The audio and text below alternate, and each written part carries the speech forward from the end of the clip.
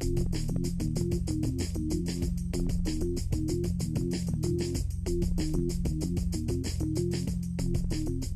everyone, I'm Caine Moss and I'm a partner at Goodwin Procter, and I've got the pleasure to be sitting down today with Shakil Kahn, who is the head of special projects at Path.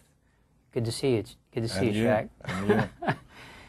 You know, we're going to be on Founders Workbench, which is basically a resource for startups and entrepreneurs.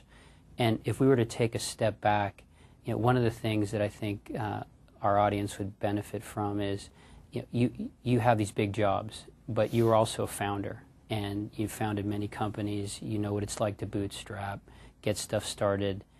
You know, it's generic. It's a generic question, but I'm curious. What are the things that you think entrepreneurs for a startup today should be super focused on? And then I've got you know, the flip side is what are the biggest mistakes these guys make? So, you know, product. We live in a world where it's about the product. Hype and hope are not good strategies. You know, and it happens that in a previous life, you could have a mediocre product and spend millions of dollars of marketing it, and it would work, and you know, you'd be successful. I think these days, unless your product is amazing, very quickly the public realizes, and whether that's social media or review sites, the best product tends to win. Yeah. You know, so I think focusing on that is very relevant. Mm-hmm. You know, financing is an interesting thing. There is this mindset that the sign of success is the day you raise money. Yeah. I would say that's the day when your job really starts, because now you've got other people who believe in you to deliver your vision. Up until then, it was just you and your own dream that you had. Yep. You can make yourself believe your dream, but you know, so we need to move away from, hey, I just raised a funding round from XVC, mm-hmm. to, okay, now I've raised the funding round, great, let's batten down our hatches and let's spend time focusing on the actual product. I think they're two fundamental things which I have learned, and I wish I knew these many, many years ago. Mm-hmm. In terms of the lessons which I have learned myself, and lessons which I see a lot of entrepreneurs going through, Yeah. is delegation. Yeah. You know, being able to delegate, because it's your vision, Mm-hmm. but you know, you cannot handle everything yourself. You may be a great engineer, you may be a great marketeer, or you may be a great product person. And I always try and define this in the sense, if you buy a house, you wouldn't necessarily do the electricity yourself or the plumbing yourself. Mm. So what makes you think in a company that you've started that you can do the PR yourself, or you can do the marketing? I know they sound like puff careers, but you know, there's a reason why marketeers are marketeers. Right. There's a reason why PR professionals are PR professionals. Unfortunately, the tech world tends to think that you can do everything. Yeah. Whereas I'm a firm believer in bring in, you know, guys with grey hair. Luckily, I don't have too many, but but people with war experience, who've been through this battle before, who've seen this game play out many times over. Yeah. And unfortunately, it is a challenge sometimes to explain to entrepreneurs that you need to focus on what you do, Yeah. and get in the best of the best to help you run the business. Right. And I think that takes a lot of time and a lot of maturity for an entrepreneur to understand that. Yeah. I think the other, we come back to focus. You know, do not get distracted. Yeah. And you know, just sheer dedication and focus is what will see this to the end. You've been at very successful companies, and a lot of young entrepreneurs just think that it's all up and to the right for companies like Path and the success at Spotify. But you know, I'm in enough companies to know that even the best companies go through, you know, cycles where things aren't always rosy. Can you share any experiences, either at Path or maybe at Spotify, where there were bet the company type decisions and things weren't going so well for periods of time? So, you know, I take my hat off to Daniel Ek, who's the founder of Spotify, and I spent 4 years working very closely with him. And here's a guy who bet the company multiple times on doing deals, doing partnership deals. And then an example would be the USA launch. There were so many parties involved in this, and there were so many what were perceived fake launches, not necessarily initiated by the company. Yeah. But, you know, where he could have taken a decision early, which would have proven to be the wrong decision. Yeah. You know, whether it's from a licensing or whether it's from a financial perspective.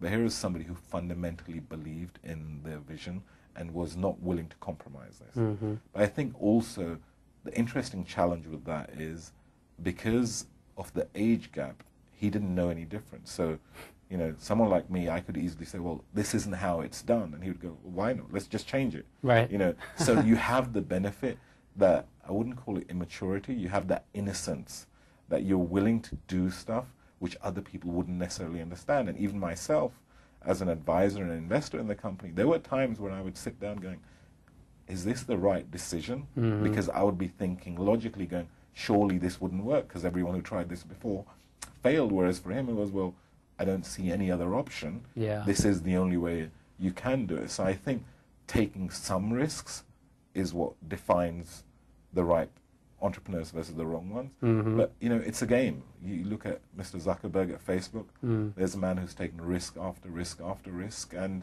you know, there's just close to 1 billion users. He could have taken the wrong road, which, you know, maybe MySpace took, who are nowhere to be seen, and they had won that war. So coming back to your question, yeah, it's not over till it's over, and every day is a new battle, and the day you start thinking we are market leaders is the day it's actually over for you, because that's when you stop thinking like an entrepreneur. Yeah. You're a mentor to so many young entrepreneurs and a great advisor, and you're as networked as they come. People come to you all the time for advice. Who do you go to advice? Who do you go to for advice? So in my early career, I was kind of a lone soldier. You know, I just read up a lot of stuff on the internet. I didn't actually have many people in the business world around me. I come from a non-business family. Nobody in my family has been an entrepreneur. So for me, my learnings and advice came from people who I will never meet, and you know, who probably don't know that I took some of their advices to heart. But over the last 5-10 years, I've met some amazing people. You know, 2 come to mind specifically. One is a gentleman by the name of Taimur Farman Farmian, who's been at Google, been at Zynga, at Spotify, who's always told me to, you know, I'm no longer a one-man band or a 3-person company, that I should think of the bigger picture. So the line, what he would always use is, you know, focus on needle-moving stuff which actually moves the needle. Everything itself will work out. The air conditioning isn't working, it'll work itself out. But focus on the big stuff which you can have the most impact on. Right. And that's an interesting vision, because as an entrepreneur, you actually want to do everything, and you want to phone the air conditioning guy who happens to be your friend, and you can save $50.